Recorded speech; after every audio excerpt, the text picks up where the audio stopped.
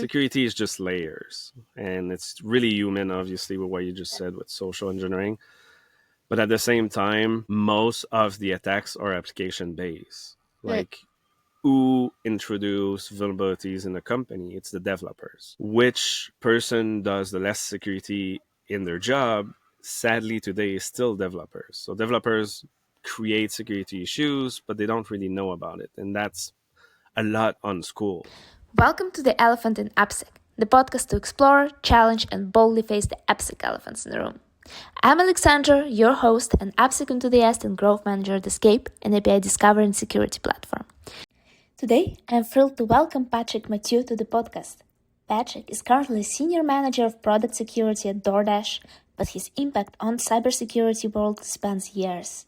More than 15 years ago, he founded Hackfest.ca, Canada's largest bilingual infosec conference and hacking community. Beyond Hackfest, Patrick is a sought-after speaker at cybersecurity conferences worldwide and a host of Security.fm, a popular podcast on all things security and hacking.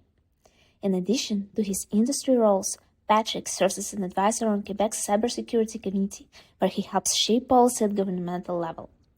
In this episode, Patrick shares his journey from his early days in the 90s, where he started hacking when the internet first became widely accessible, through to his motivations behind creating Hackfest and what sets it apart.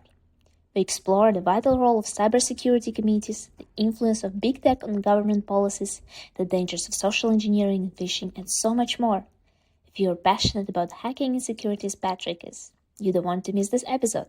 Dive right in. Hi, Patrick. I'm very excited to have you on the Elephant and AppSec podcast. Thanks a lot for taking the time and agreeing to come and speak and share your knowledge with the audience, because you're also kind of a fellow podcaster, I would say, in the Yes. security. And I've seen you kind of publish almost every 2 weeks or every 3 weeks, something like that. So it's going quite Yeah, strong. and we actually just reached 250 episodes, so yeah, Oh wow! big milestone. Yeah, wow, yeah.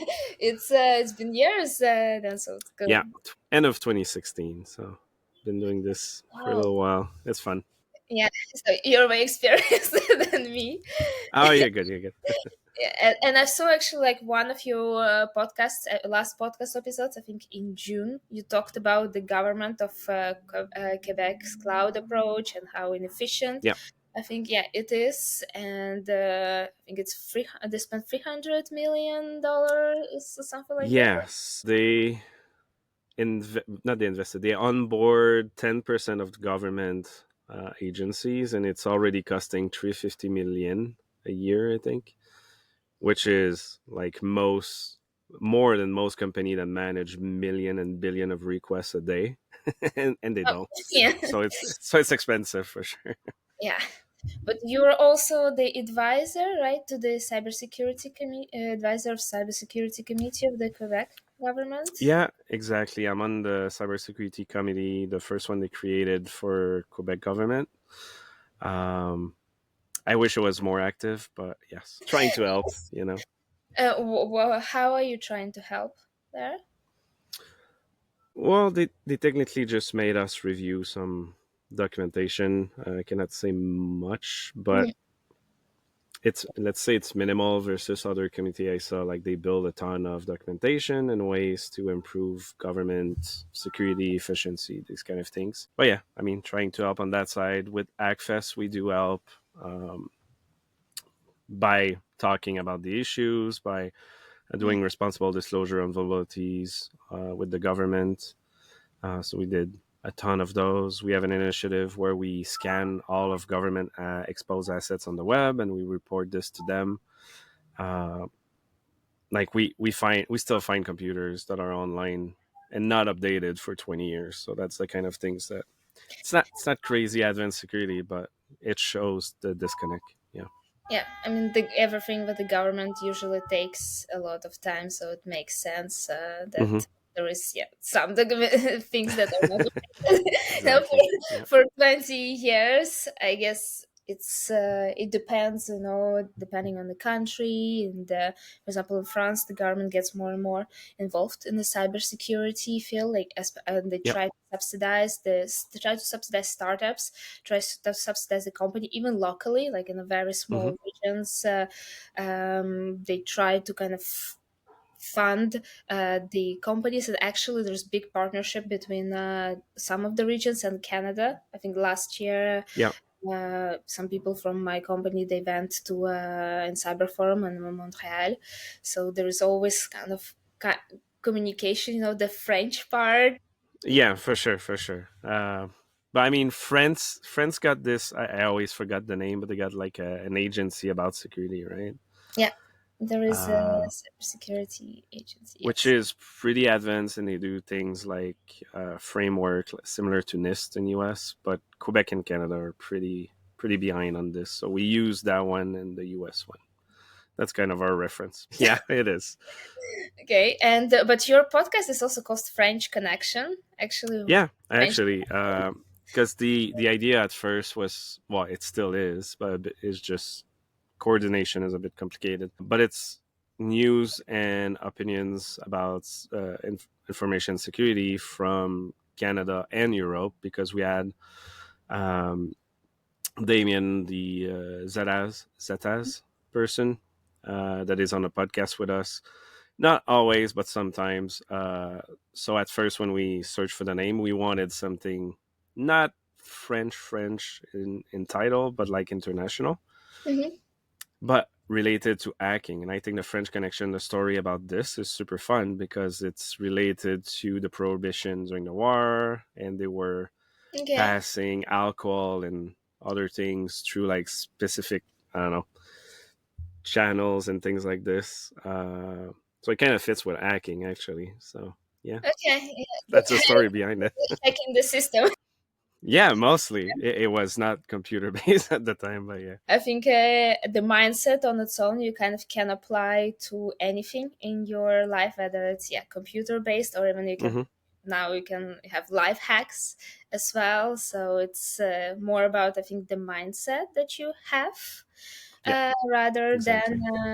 and the process and approach. And kind of when we talked also, so it's not really about, but hacking today, it's not really about how excited you are and how it might sound like cool, the word in itself, but it's not about like the excitement that you mentioned, but like how easy it is to Yeah, get. I mean, hacking is always about like the thrill, obviously, but at the same time, with companies today, when you want to help, when it's not a large company that have like millions to invest in security, most company can get hacked without any technical knowledge much.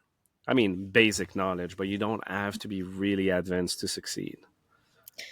Yeah, I mean, That's when we talk about red teaming and doing like full intrusion or simulation of real attackers. mhm, The simulation will simulate what they do, but when you go out of this, if you want to succeed to get full access to an organization, sometimes just browsing their shares mm, or the intranet or things like this, you'll get all the password you need.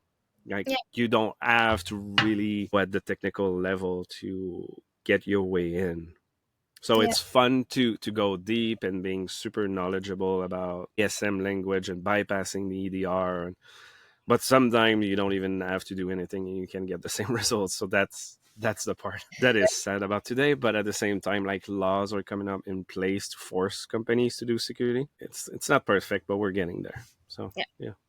Yeah, for sure. I think if your company doesn't use let's say secret vault or secret management software, and then you just end up with someone else's admin details, then it's very yeah, Yeah, it's exactly. And I this morning actually there was a news that just came out about Montreal City being attacked oh. because they had their password listed and like post-its on paper. So it's simple, but it happens. Yeah. Like that's what it is. But do you think that we still have to kind of manage the risks of social engineering and phishing before actually diving into application and cloud security? Like there's still. That's a good question. I don't think it's one or the other. It needs to be all the things together. Mm, Security is just layers, and it's really human, obviously, with what you just said with social engineering. But at the same time, most of the attacks are application based. mm, Like, who introduce vulnerabilities in a company? It's the developers. yeah. Which person does the less security in their job? Sadly, today is still developers. So developers create security issues, but they don't really know about it, and that's a lot on schools. Like, school show them how to program and be efficient and blah blah blah, but security is not really included. It's Mm, starting to be, but I mean, it's not the base. And they usually talk about code quality. If you're a programmer and you do good code quality and you think you're a good programmer, so by default you should do security and privacy. mm, If you don't, your code is not quality. You're far from it. So it's the same as your system needs to be remain online, like availabilities. Well, security, confidentiality, and integrity is part of it too. So everything about QA testing, resiliency, and all those kind of things needs to include security. So do we do social engineering training and awareness and blah blah blah before app? It depends on the company. I mm. think if you're a software company, you definitely need application security and your infrastructure, like cloud or on premise, whatever. But your employee can still click on links, so you need the endpoint security and all the detection related to this. Yeah. Yeah, I think training is indeed a very important part. I mean, sometimes you have to do training because of, let's say, SOC 2. Yeah. Sometimes it's not I mean, sometimes it's just not the case for much smaller companies or not related to security, and then it's very easy to attack. So usually, like, the frameworks, the standards are there to kind of protect, but Hmm. still, like, yeah, developers, if the testing, is not proper, like with CrowdStrike incident, like there were a lot of. Yeah, I mean, the CrowdStrike incident shows that even large company needs better QA testing, but Yeah. also the concept. So they just released their postmortem, one of them, and the main point is about what they call safety. So it's safety because the impact in the world is massive. Like, you saw hospital go down and train station and all the things, right? But it went down because upload or like pushing the updates was one time for everyone instead of rolling out a version to a few customer, then see if it works. If it works, you continue over a few days. Like most company like Microsoft and other does this. So they're definitely gonna go and make sure things are safe before even doing an update. Yeah. But that happened to one of the largest company. The small one, it crashed all the time. Like, we just don't hear about it. The only reason we hear about this one is the impact. It was massive. Yeah, I think when you see Yeah, like a blue screen in the airport, it kind of freaks you out. yeah, it's Like a Black it's Mirror terrible. kind of.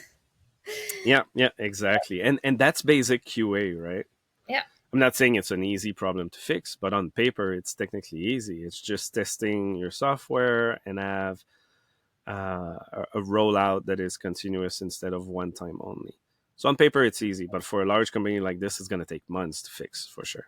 Yeah, for sure. But Yeah. it's something, especially for the cybersecurity vendors that are still related to security. I think it's an important Hmm. part of that. And I actually came across one of your guides, like mini guide on how to select cybersecurity vendor. Yeah, that's for small companies. Yes. But do you so I had like a bit maybe controversial question, but like the first point of the guide, you say that you have to go on their LinkedIn page and you have to kind of check how many employees do they have. So for large companies, like CrowdStrike, it makes sense, they have plenty of security people and you kind Yes. of. But for startups, let's say I work for a startup, so we are 20 people. Hmm. We obviously will not have 10 out of Yes. So 100. so the difference here is that this is to choose a cybersecurity vendor.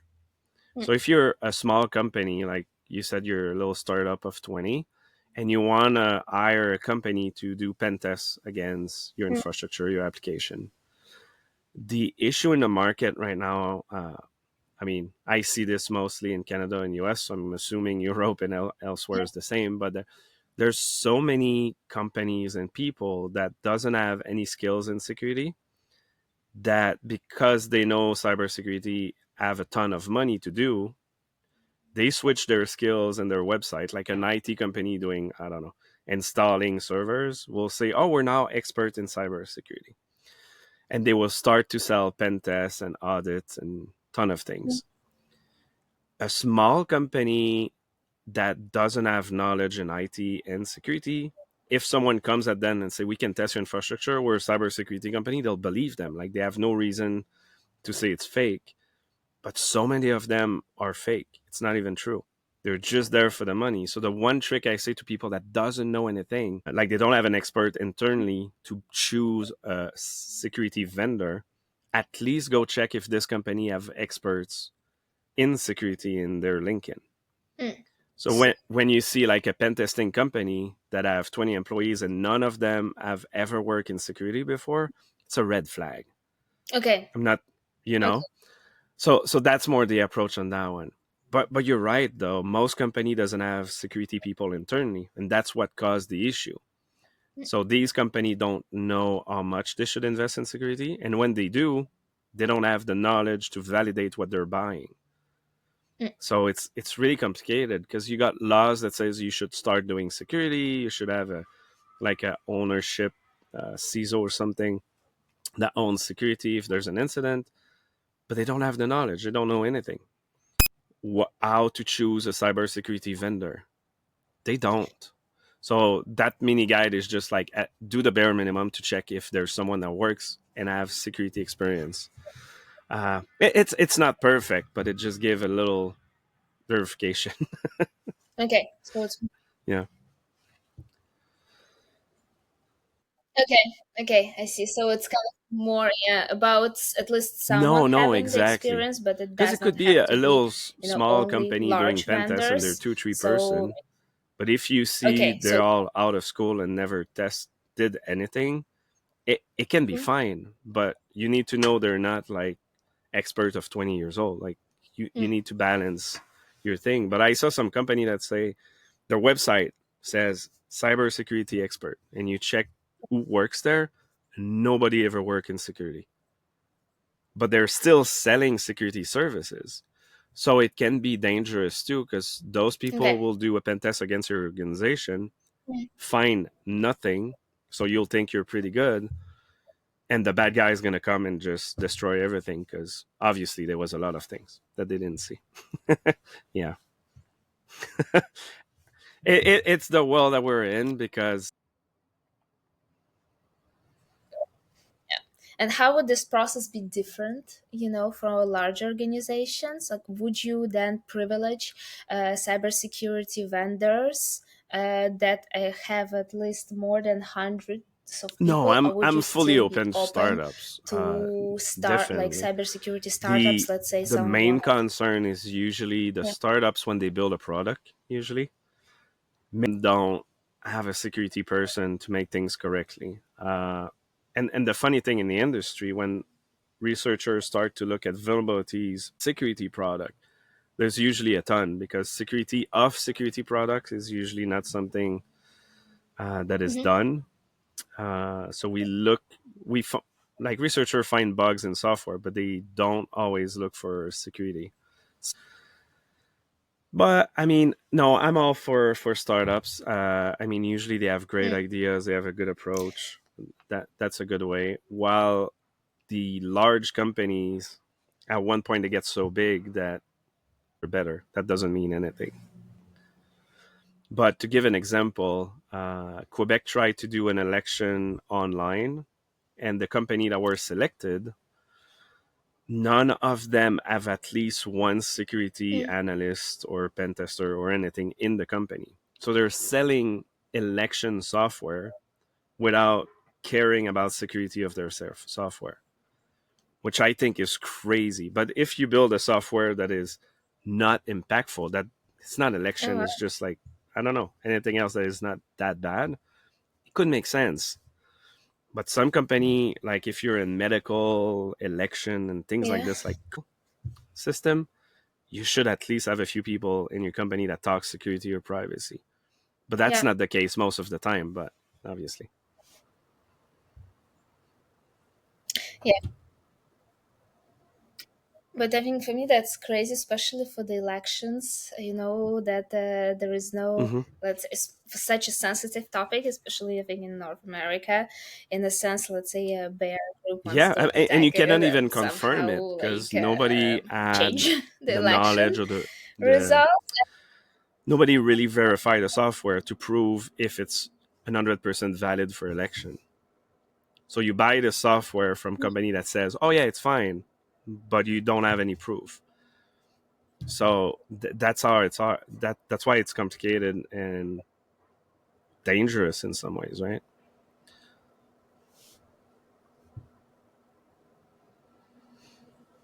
Yeah, but do you think in the future you need to integrate, for Oh, example, for the an hundred governments, the percent, I security agree. part in the checklist I'm guessing when they some launch a government or public agencies are doing it, tender? but what I see around here, they don't. Um, just like the RFP, the offer that was out for this Okay. election software, they had a checklist about security items. On 50 or 60 items, there was two related to security in anything. So even though they had the checklist was useless. Well, on that specific Okay. case, they Why, don't why have do you an think internal that security team. happened? They had one employee. It's not obviously, but like imagine you're in a state or a country, you're in the agency that manage election, and you're alone to deal with all security of election in the whole province or country. Like it's not Mm. doable. You can be the best one ever on the planet. You're alone. Like it doesn't work. It's if Exactly. So for they did especially not such a have large. a CISO, an owner of security. They didn't have anything about in the organization. And then they tried to onboard, well, to do a RFP to have Crazy. an election software, which these company didn't have anyone in security either. So apply this to anything else. It's the same story everywhere. So yeah, that's it. Oh,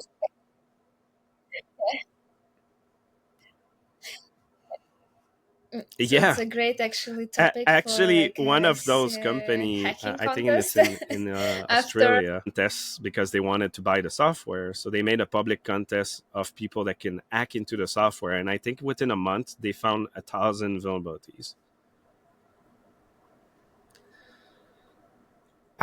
I don't remember. I would be surprising, but still, like Did they get they found bounties for so that many or? issues. Some issues were not critical. They still found tons, which shows like the how far they're coming from in terms of security and privacy. But their website says everything's fine, so that's the main Mm. issue. Yeah.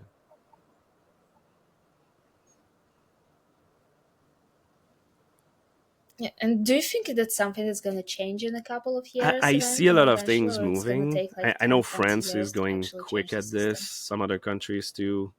US have been doing this like 15 years, but even now they're not perfect at all. Like they get huge hack in government and things like this. Um, but we're not. If we compare Canada, I think they're 10, 15 years beyond. So Canada doesn't have like a security agency. Quebec have one, the Oh, other wow. province Okay. doesn't. So just this shows like where we are. We don't have anything similar to what France have about like framework, security framework, and all those kind of things. So I know a lot of push for cities, government to implement good security. How much time will take? A long time, but it's all about culture, right? So things are moving in the right direction, but if there's no law that force those organizations to do it, why would they? Right? Mm-hmm. Yeah. Do you think like the presence of large companies, let's say like in Canada, there are still a lot of large companies that based in Canada, like Lightspeed. I know like in the Yep. US, let's say when I had a conversation with someone from the oil and gas industry. It's not really tech, but still, like the person was ex CISO in the oil and gas, and she told like they did a lot of lobbying for security with the government. Like they collaborated a lot and tried to kind of change things, while so it's actually it matters that the companies influence the government. I don't know if in Canada, because of some presence, of that technical companies, especially in highly sensitive industries, like Lightspeed, like e-commerce, it's still sensitive if you have a denial of service attack, things like that. Payments. So do you think that potentially the fact that these companies are present, they are going to From my influence the perspective, new I don't laws think and so. some things Some in the of them, I government, think, will or do it. not? They want things to be better. But if you look Mhm. in US, their main approach uh, is to go faster, release more feature to make more money. If there's no law that forces them to do privacy or to do security, they won't do it. Yeah, Most of them. So when you talk about banking, there's a ton of regulation, so really. they have to. Even like But in when you talk like Facebook, there's not really regulation. They get data from everyone and they yeah. do whatever they want with it. So most new startup or large company that get funded through VCs or the stock market, the main objective is money. So if there's no law blocking them from doing it, they're just gonna get the data and do whatever they want with it. That's why I'm saying like the laws are impactful. So in Europe, you got GDPR, which Okay. is impacting how privacy and data is gathered and used and blah blah blah. But you don't have this Mm. in US. So yes, GDPR will be involved in US if you see that or something like this. But for everybody else, the law doesn't exist, so they'll just get the data. So I'm not saying it won't help, but most of them their Okay. objective is Wow. money. So So why would they help if it blocks them? You know?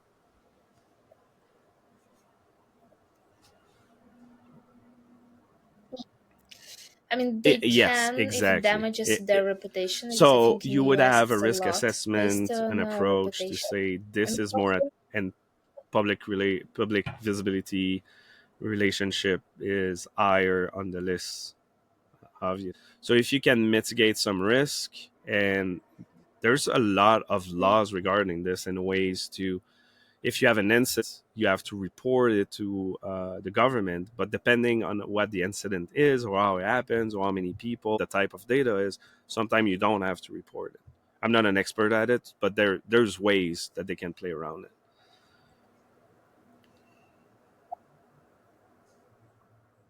Yes, so large okay. company would So they have those. actually The have to small have one someone obviously inside don't. the company Yeah. who knows the ways to play around. It's all by itself. Like at my job, there's a lawyer Yeah. dedicated. So that's They gave training to us about how it works, and they analyze like the court orders or the sanction that are oh being wow. put.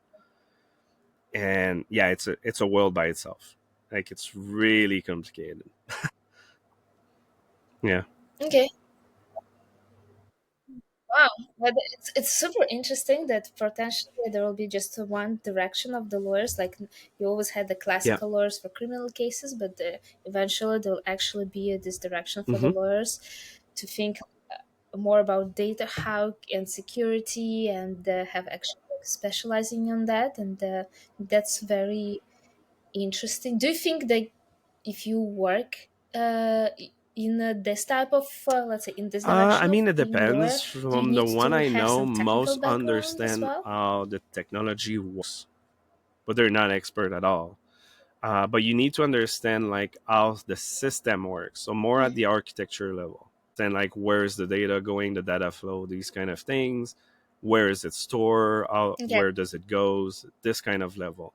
So it's not really technical, but you need to understand that this is an application in the back. And you got the back end, you got the database. Like they need to understand this usually. Yeah, I see. If they don't, I mean, might be harder for them, I guess. Mm. Yeah, yeah. Uh, but yes, it's Yeah. I mean, probably they and can't do their where job. it goes most. It's based a lot around this. which system touch it. Is it your system? Is it the one from another company? A third? This whole mechanism of where the things are going. Yeah. Yeah. Ecosystem. I see. And how did you actually get into I mean, security and learned about that all was in the like middle of the technical things and 90s decided to start when hacking internet was as well? coming accessible to the public and BBS were coming out. So I was kind of in the middle of both. Mm. I just fell on some texts online about hacking and just loved it. so I started right there. I read a few texts that talk about hacking, like wow. And then I jump into what was called, well, it's still called like this, but it's less popular, what they call phreaking, which is phone hacking. Uh, so yeah, I Okay. I don't really have time, Okay. Do, but do, do you I still still find love it cool? it. Up. I mean, it was a lot about hacking into companies' voicemail or PBX, which is the phone system that use their system to do calls. So you can call anywhere free internationally, things like this. Uh, we had access to. Um, Okay. I I don't know if see. it's still a thing today, Yeah. but because of Zoom and things like this. But at the time, you could have a Zoom, but voice only over phone. You could add 30 people on a one phone call. So the community will get at night on those calls of like 30 Okay. people will be there and they will do frank calls and jokes or just talk about security and hacking. Now that was like the fun, cool time before social networks and all those things. Yeah. Okay.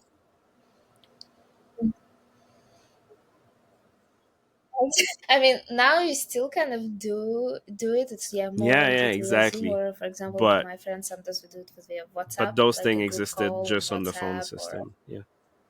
FaceTime, the things like that. But yeah, Oh now yeah, it's definitely. different And at the time application also, well, security obviously there was challenges. not many I would companies with say. security people. Like pen testing exists a few person. Um, so the main difference that changed from the before the two people that manage systems, sysadmin will do IT, will do sysadmin, will do security, will do everything. Today you have a security team, you have a sysadmin team, you have a DevOps team, you have like all the team that are separate. Okay. And I don't know in Europe, but here even in government, like an analyst can have four different analyst levels for the same role mostly. Like they have, yeah. You'll have an architect for the functionalities. You'll Yes, the have one same for the high senior. view. You'll have an analyst that review things. You have a different analyst, and I'm like everybody else on the planet is one role. The person from analyst to architect, it's one. so so we really spread out things versus before it was one guy. Yeah. Yeah. Super specialized. I agree. Yeah, yeah, yeah, yeah. Yeah, I think it's we are going kind of more in the specialist era as well, specializing. But I think both actually are needed, more generalists and more Yeah, specialists too, but because generalists is just very different I mean, set of skills. To be honest, I think you're in a sense a well, generalist. I I do would all say the because things, you're but managing security, I'm marketing, specialized in application conferences. security, pen testing. But security by default, you need to know you need to be a generalist of how everything works. And then you can specialize into one of those branch. Like I know all the other branch works, but I'm zero expert. Like I can do a little, I understand the concept, but I cannot say like I'm a really amazing at cloud or amazing at, I don't know, network system. I'm Yeah. more application side, but I get the concept of what we need to do on the other side, right? But for security today, when you talk about like schools, they start at degrees or certification for security, and people will go there without any security knowledge, do a year of training, and came out as security expert. But the reality to be good at security, you need to understand everything, and Mm. it's a mindset. You need to find issues and ways to secure them. Um, So even though we need more people, obviously, and trainings and certification are good, at the same time they're not good because they give a false sense of uh, that these people really know what they're doing. Not that it's bad, but they're not an expert coming out. It's more they know the basis, and then they should become more of an expert.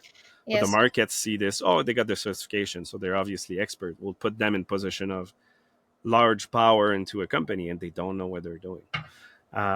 Some of them do, obviously, because they do more on the side and they learn and they did a ton of projects, but It, self without anything else, yeah, it's limited.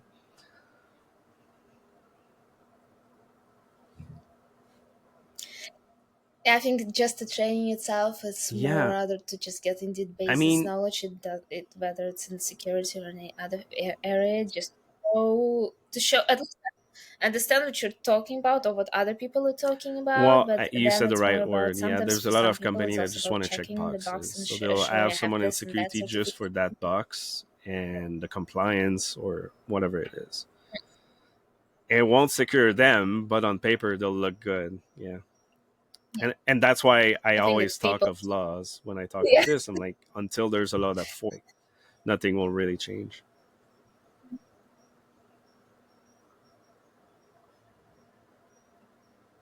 Yeah, I think it's partially training, partially I think the community aspect of it that's very important because I think you can judge if someone is also just having certification or is that yeah, they're starting to involve or get involved in the Mm-hmm. community. Did let's say CTF started to exchange like asking right questions in the community, asking people to share their blog, share their like articles. I know, for example, my company, a pen tester, does his write-ups of all the tests that he does and tries to Yeah. like for him just more shy so he doesn't share it with everyone publicly but he still like loves that part of like sharing at least in the smaller I communities mean, but like during the event, it's Hackfest is a around huge community. How 1,600, many but people are you the community right now? itself, people, I guess. Uh, yeah, it's large. I mean, we have a few hundred people that Wow, participate it's always on crazy. Discord, but we got But hundred and a few thousand that just listen or just look at it. They don't really say anything, but they're looking at it. The podcast is the same. It's a few thousand people. mhm, We have a monthly meeting that rotates with hundreds of people always. So yeah, the reach is large. The community is amazing. Um, but you're right. Like if you want to get better, because you can work in security and it's just your job. You don't have to be the best one. Obviously, that's fine. But for people that want to do more, like getting involved in communities and projects and those kind of things, it's a real advantage for sure. Like the people that work in Hackfest that build the CTF mhm, when they came out of Hackfest or they're still there, some of them moved from a regular pen tester to mhm. director of red team in large banks. Like it did have an official impact for them. Yeah.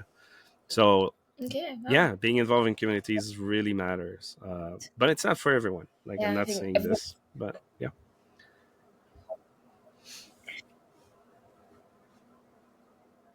yeah it takes it is indeed not for forever. It's not for it depends whether you want to speak or you Yeah, want to yeah, just be true. involved. But why there is no AppSec village at Hackfest? Because I checked the different like list. There is I embedded guess systems, AppSec social is kind of engineering, but there is no included in AppSec. Why? everything. Have dedicated village or rooms about application security.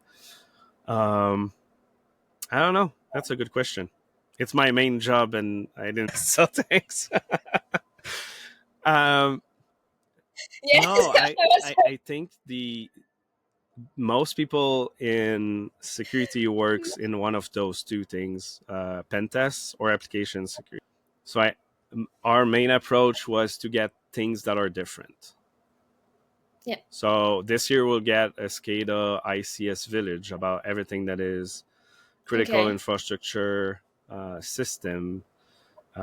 We might have like car hacking and those kind of things, but these are critical infrastructures and systems that not many people have skills, and we want to build up on those. We want to create like people that have those skills because we need it. So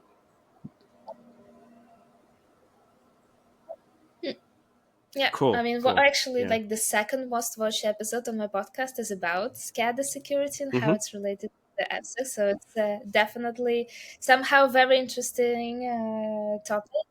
Like especially it was I think, on Reddit. Like a lot of people were interested to learn about it because it kind of goes out of the Yeah, you don't ordinary. have You don't access to really it. understand That's why all the it's time hard. what So that's why I it want to bring means this and to everyone. how everything is. Whereas application Yeah. security is more diluted into talks and other villages instead of being just this specific subject. So that's kind of the reason. But agree, it should Hmm. be a village too I in the think next few years. application, yes. Okay. Yeah. Yeah, so maybe yeah, yes. I think it's at least I know DefCon they have different tracks and different like top. It can be high level or Yes. more, go more technical. Arsenal, which is more presenting your own open source tool, which that could be kind of cool to show because like your own project, especially within like hacking contest, whether or not you build on the top Yeah. of Any open source tools for like on the top of Kali that are Burp installed Suite on or Kali. Yeah. on I actually I think you've done a participated project to the DEF CON person. and Black Yeah. Hat Arsenal for a Burp Suite plugin Yeah. I did years ago. I really love that concept. For Hackfest, we included in the talks. So we have when you see the option to say if you're releasing a new tool. So it's kind of a Mm, more of a presentation of a tool. Um, Mostly because okay. I mean the pool of people presenting at DEF CON is different. There's 350 million people versus 33, so yeah, that makes a big difference. But yeah, those I are mean, super fun because it encouraged people to just build something and go present it. A 50-minute talk about a specific subject and blah blah blah. You just demo your tool, and it gets really good. And I saw, and I when I go to DEF CON, I usually okay. don't go at the talks Yeah, and go more at that's villages and those kind of demos because it have more impacts officially. So yeah, good point. okay. Interesting. And like, do you think you mentioned Kali? Do you think it's the Sure. most efficient platform for pen I mean, testing? Because I've tried to install it. I was was very- so I've explored Kali it's not Parrot. I think really that it's ParrotSec is a the good or a best alternative. platform. It's just efficient because all the tools are already there. It doesn't really change anything because you can install a basic Linux or Windows and reinstall those tools, right? Okay. But on my side, I was more on the application security side of things. So I was Mm, doing web application pen tests, and most of my time, whatever it's a Windows or Linux, didn't matter. I was using Firefox and Burp Suite. Like 99% of my time was in these mm, two tools and a few others obviously, but okay. most of the pen tests that have value is not about the tooling, it's about the logic, understanding the business logic of the application.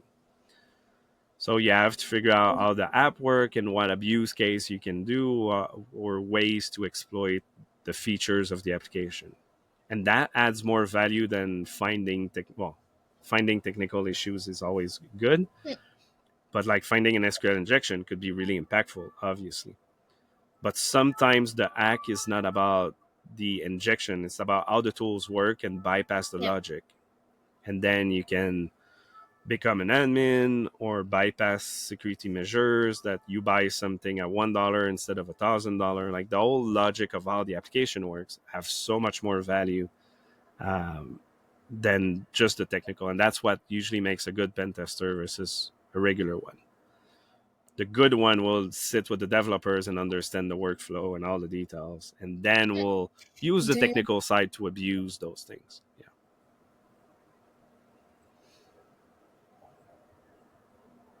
mm. Do you think there will be like in the future, or there is already exist algorithm that's powerful enough to understand entirely the business logic of any application, or will it be like I in the mean, future, or we'll do you get think we tools that still do it for will sure. always need manual pen Would it be testers? perfect? I don't know. So many other Mm, variables involved that needs usually a human to validate those. But to understand the business logic of an application, machine learning AI should eventually be able to look at all the code and figure it out. Possible. But the issue is that the organization mm, the way they implement or deploy this application is where the logic won't be easy to find with a tool. Because if you talk about microservices, your application might be 5 services that talk together, and then there's a back end, Mm-hmm. there's a front, and there's a middle, and all those things. If you just look at the source code, you don't know where those things are installed or what's the access right. So there's so many other things they need to look at to understand how it works. And if you can hijack another system that is related to that one, and you just gave this little portion of the code, well, they don't know about the rest. So to give an example, like um, in some tests, we found that there was multiple application, which is all microservices, but one app had access to the other app. Mm-hmm. But if your scope to do a pen test is on the application A, you won't look at B that give access to A. So you won't find those issues. So the scope needs to be big. The context about the access right, like it might be doable in 10 years or so. But I think the logic will always fall back to the human to look at those things. Oh yeah, yeah, for sure. I mean, it will Yeah, help to go trust and faster. trust the tool, but Definitely. verify Yeah. on yourself. Always, always. Especially today, Trust please but verify verify is because they're kind not of great. core principle. Yeah, I think yeah, if so part of They're code is usually written by vulnerable. developers is Even I actually think written there was a by research AI. on Or, GitHub yeah, code that. rates that they say, oh, there's no vulnerabilities, and people were able to find so many of them. So Mm, it could be good. It goes faster. Definitely a good tool to yeah, use, but always verify. Yeah. yeah. And what do you think, if we come back to the events, what do you think I is the would say biggest value 90% of is the networking. So hacking people events and talking to conferences? people, making connection, finding someone that can help you out on Mm, things or share the knowledge. Because obviously, let's say you go to DEF CON or Hackfest just for the talk to anyone. I mean, the talk is going to be on YouTube in a few months. You can still watch this without going yeah, to the event. So not saying the talks are useless, but you go to the talk, yeah, go talk to the speaker in front, go talk to the mm, people around that likes the subject that stays for the Q&A after. Like build that network of people to share the knowledge afterwards and maybe find a mentor or whatever. This is the most crucial part. On top of it, obviously, you can find jobs this way. And that's the easiest way to find a job. A good one is to know people. Just sending resume on the web randomly, like it will work, but okay, if you have a so good network and people and they know you, they can refer you, like that's the way to go. Yeah. okay, okay, so think like you think virtual conferences in that um sense, the potential they it's not to provide also produce less less value, maybe a little value, or bit, would you but consider them it's useless? harder. So we during the pandemic we run Hackfest online, but we build a massive community that talk all the Mm, time on Discord. So the networking happen anyway. But if you just have a Zoom call and people log in, watch the talk, and go away, you don't have a sense of community, and that's the big difference. Yeah, mm,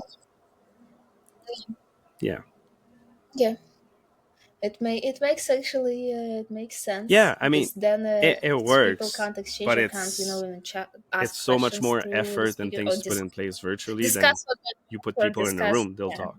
You know. More- Uh mm. yeah, they do. And especially in Well, application there's a lot of security, they will introverts, talk. obviously, and we all are at our moments. Uh, but like, go a step further, go against this feeling a little bit, and I think that makes the whole difference for real.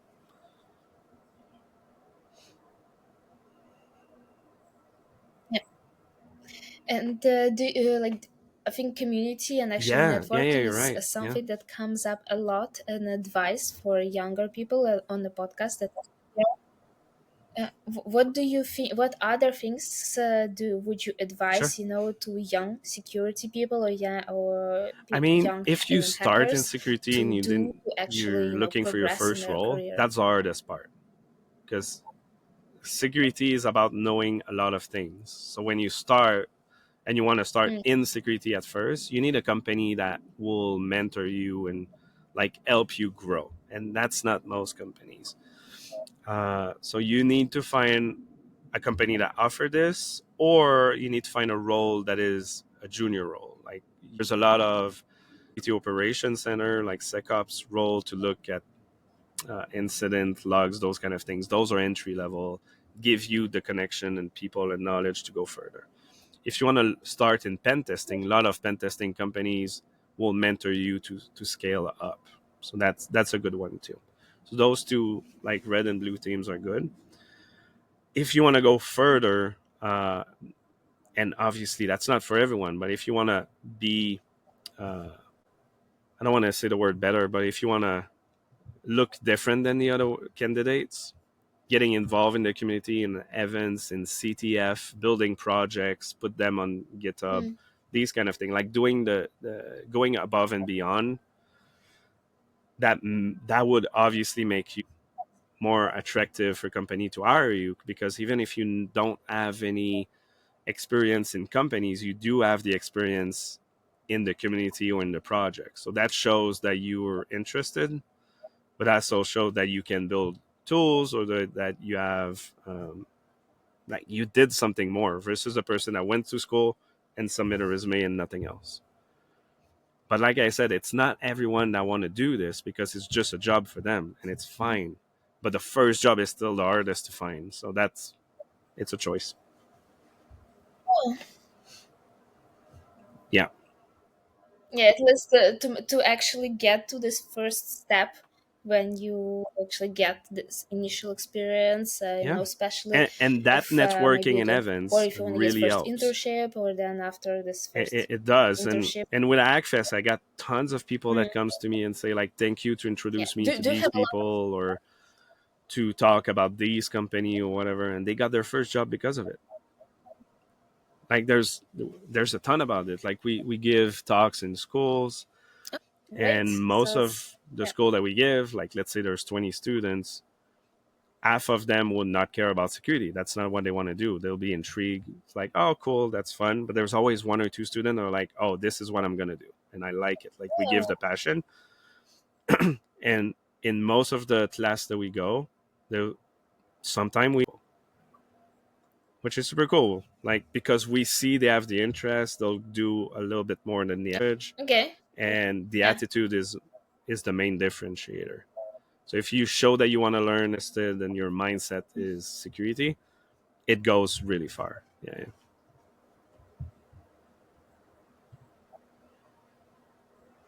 Mm. And there is always one last question that I ask at the podcast. So, from the learning Um, perspective, what book would you recommend to I someone don't really have to books in learn AppSec, which about is funny. security or application security? Most of the book I look are more into social engineering, not like people connection. Our book is, I think, is called "How to Make Okay. Friends" by Psychology. a teacher Millen, I think in US, something like this. I'm bad with names. Mhm. I think I can search it quickly. What's the name of that book?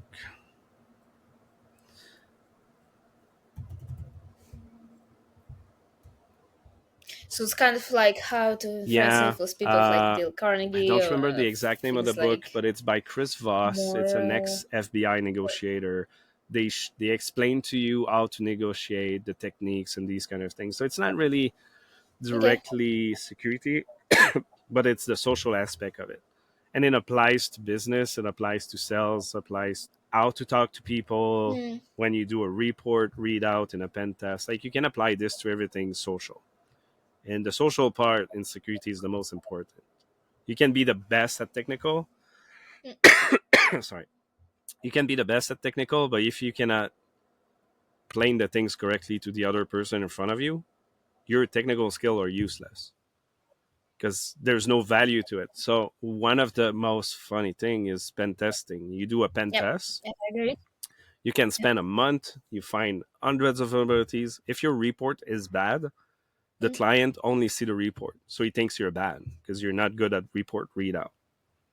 So you can be the best pen tester, but if the report is terrible and doesn't say a good story, it's Yep. useless. So yeah, that's a lot of book I'm reading is around the social part for sure. Yeah.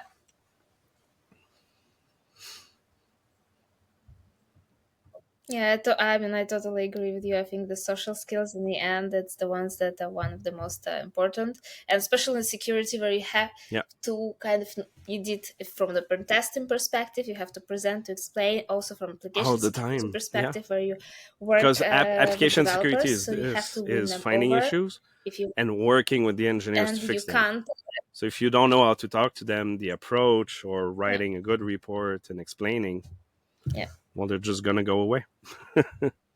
Yeah, that's simple. yeah. I agree. Yeah. Yeah. Well, thank you so much for Patrick for coming on the podcast. It was a pleasure to talking with you, and I leave all the links below For sure, the for sure. podcast, Thanks and for the opportunity. Super hopefully we'll fun. get also more Thanks. people joining the community.